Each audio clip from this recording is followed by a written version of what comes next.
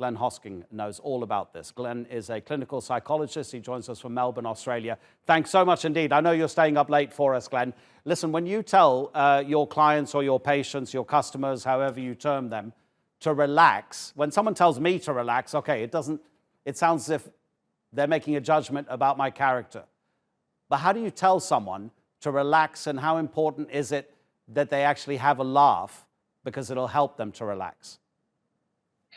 Look, certainly one of the things that we do know about laughter is that the more that we find humour in life, when it's appropriate, the better it is for our mental health. That we know that it is better for levels of anxiety. We know that it helps to improve our mood, and it helps to manage day-to-day stresses that people are experiencing. And so it is certainly helpful for people to find the laughter in life when they can.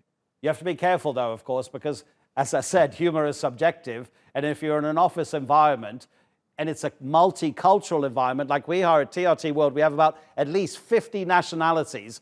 And you, as a Brit, you might be a bit sarcastic with someone, and someone from the other part of the world just doesn't understand it at all. So you've got to gauge things pretty carefully.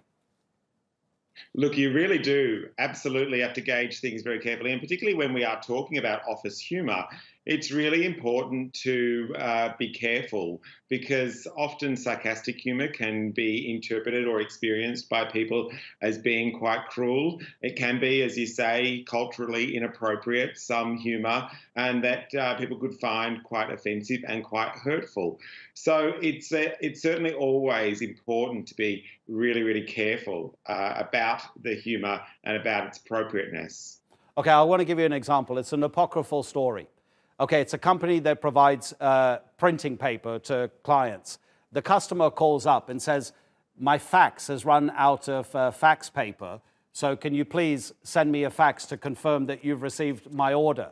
And everybody in the office is laughing, because obviously they can't fax the customer. He doesn't have any paper in his fax. But everybody's laughing together. So how about a moment like that, where you're collectively laughing at someone else's expense, and they don't know, so they're not being hurt? That brings you together, right? Well, yeah, certainly sometimes, and we do know that in the workplace, that humour around the stress of work and the stress of the experience can actually be helpful. It can actually be bonding for people. It can actually help to build something of a team environment. Absolutely, and sometimes those kinds of things can be really, really good, because it can help to deal with stressful workplace experiences and stressful lifetime experiences that people are experiencing.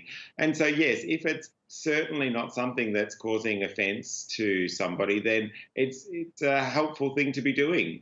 Okay, what about the fact that so many people, millions and millions, are working from home? How much has that affected people that talk to you about their lack of interaction and how it affects their mood? And obviously you might tell yourself a joke, but it's not going to be quite as good as if you could share it.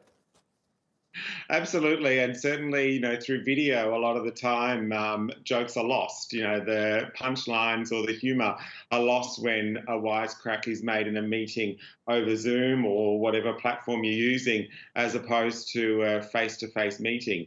And so that is one of the real risks at the moment, where so many people around the world are working remotely, that there might not be that release that comes from sharing humour in the office. There are many things that are lost as a result of working remotely, and certainly humour is one of them. And it is important that people do find ways to connect with their colleagues when they might have done so through the use of humour, to connect with them in some other ways. Glen, thank you so much indeed. Really, really interesting to talk to you. Glen Hosking, who's a clinical psychologist in Australia.